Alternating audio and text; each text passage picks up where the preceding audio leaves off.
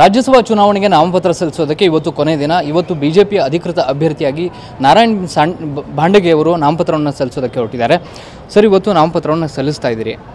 ರಾಷ್ಟ್ರೀಯ ನಾಯಕರು ನಿಮ್ಮ ಮೇಲೆ ಸಾಕಷ್ಟು ಭರವಸೆಯನ್ನು ಇಟ್ಟಿದ್ದಾರೆ. ಏನು ಹೇಳಕ್ಕೆ ಇಷ್ಟಪಡ್ತೀನಿ? ಒಬ್ಬ ಸಾಮಾನ್ಯ ಕಾರ್ಯಕರ್ತನನ್ನು ಗುರುತಿಸಿ ರಾಜ್ಯಸಭಾ ಅಭ್ಯರ್ಥಿಯಾಗಿ ಮಾಡಿದ್ದಾರೆ ಅಂತಂದರೆ ಭಾರತೀಯ ಜನತಾ ಪಾರ್ಟಿ ನಾವು ಮೊದಲಿನಿಂದ ಹೇಳ್ತಿದ್ದ ಪಾರ್ಟಿ ವಿತ್ ಎ ಡಿಫರೆನ್ಸ್ ಅಂತ.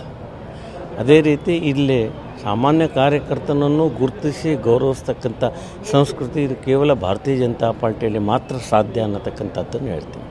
ಈ ಮತ ಹಂಚಿಕೆಯ ವಿಚಾರಕ್ಕೆ ಬಂದರೆ ಏನಾದರೂ ಆತಂಕ ಇದೆಯಾ ಬಿಜೆಪಿಗೆ, ಅಥವಾ ಯಾವುದೇ ರೀತಿಯ ತೊಂದರೆ ಆಗೋದಿಲ್ಲ ಅನ್ನೋ ವಿಶ್ವಾಸ ಇದೆಯಾ? ಏನು ಸಾಧ್ಯನೇ, ಯಾವುದೇ ಆತಂಕ ಇಲ್ಲ.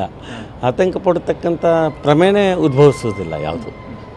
ಈಗ 5ನೇ ಅಭ್ಯರ್ಥಿಯಾಗಿ ಕುಪೇಂದ್ರ ರೆಡ್ಡಿ ಅವರನ್ನು ಕೂಡ ಕಣಕ್ಕಿಳಿಸಬೇಕು ಅನ್ನೋ ಬಗ್ಗೆ ಒಂದಷ್ಟು ಚರ್ಚೆ ನಡೀತಿದೆ. ಅವರು ಕೂಡ ಅಭ್ಯರ್ಥಿ ಆಗ್ತಾರೆ. ಇದರಿಂದ ಏನಾದರೂ ಒಂದಷ್ಟು ವ್ಯತ್ಯಾಸಗಳಾಗಬಹುದಾ? ಅಲ್ಲ, ಏನಾಗುವುದಿಲ್ಲ ಅನ್ನತಕ್ಕಂಥ ಪೂರ್ಣ ಆತ್ಮವಿಶ್ವಾಸ. ಯಶಿಕಾ ಮನೆಯಲ್ಲೇ ಬೇಕರಿ ಬಿಸ್ನೆಸ್ ಮಾಡಿ 6 ಲಕ್ಷ ಗಳಿಸ್ತಿದ್ದಾರೆ. ನೀವು ಕೂಡ ಅವರಿಂದ ಕಲಿಬೇಕಾ? ಅವ್ರ ಜೊತೆ ವಿಡಿಯೋ ಕಾಲ್ನಲ್ಲಿ ಮಾತಾಡಬೇಕಾ? ಈಗಲೇ ಫ್ರೀಡಮ್ ಆ್ಯಪ್ ಡೌನ್ಲೋಡ್ ಮಾಡಿ. ನಮಗಿದೆ ಪಕ್ಷಕ್ಕೆ. ಸರ್, ಈಗ ಲೋಕಸಭೆ ಚುನಾವಣೆ ವಿಚಾರಕ್ಕೆ ಬಂದರೆ ಬಿಜೆಪಿಯ ಮೇಲೆ ಎಷ್ಟು ವಿಶ್ವಾಸ ಇದೆ, ಮತ್ತು ಕಳೆದ ಬಾರಿಯ ಚುನಾವಣೆಯ ಫಲಿತಾಂಶವೇ ಈ ಬಾರಿ ಕೂಡ ಪ್ರತಿಫಲನ ಆಗುತ್ತೆ ಅನ್ನುವಂಥ ನಂಬಿಕೆ ಇದೆಯಾ?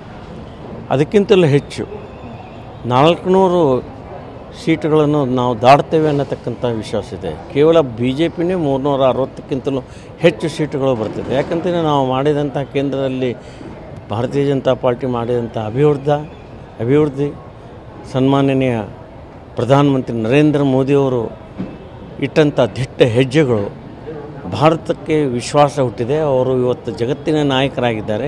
ಹೀಗಾಗಿ ಜನ ಅವರ ಮೇಲೆ ತುಂಬ ವಿಶ್ವಾಸ ಇದೆ. ನೀವು ಕೂಡ ಕರಸೇವಕರಾಗಿ ಕೆಲಸ ಮಾಡಿದಂಥವ್ರು. ಸೊ ಈ ಸಂದರ್ಭದಲ್ಲಿ ಒಬ್ಬ ಕರಸೇವಕನಿಗೆ ಪಕ್ಷ ಕೊಟ್ಟಂತಹ ಒಂದು ಈ ಕೊಡುಗೆ ಎಷ್ಟರ ಮಟ್ಟಿಗೆ ಸಂತೋಷ ತರ್ತಾ ಇದೆ? ನನಗೆ ಸಂತೋಷ ಅಂತಂದರೆ ನಾನು ಕರಸೇವಕನಾಗಿ ಆ ವಿವಾದಿತ ಕಟ್ಟಡ ಅದರ ಧ್ವಂಸ ಸಲುವಾಗಿ ಕೂಡ ಹೋದವನು. ಈಗ ರಾಜ್ಯಸಭಾ ಸದಸ್ಯನಾಗಿ ರಾಮನ ಗುಡಿಯನ್ನು ಪ್ರವೇಶ ಮಾಡ್ತೀನಿ ಅನ್ನತಕ್ಕಂಥ ಆ ಸೌಭಾಗ್ಯ ನನಗಿದೆ. ಅದು ತುಂಬ ಸಂತೋಷ ಆಗಿದೆ. Thank you. ಇದಿಷ್ಟು ಬಿಜೆಪಿಯ ಅಭ್ಯರ್ಥಿ ಆಗಿರುವಂಥ ನಾರಾಯಣ್ ಭಾಂಡಗೆ ಅವರ ಮಾತು. ಕ್ಯಾಮ್ರಾ ಪರ್ಸನ್ ಮಂಜುನಾಥ್ ಜೊತೆ ಪ್ರಸನ್ನ ಗಾಂವ್ಕರ್, TV9 ಬೆಂಗಳೂರು.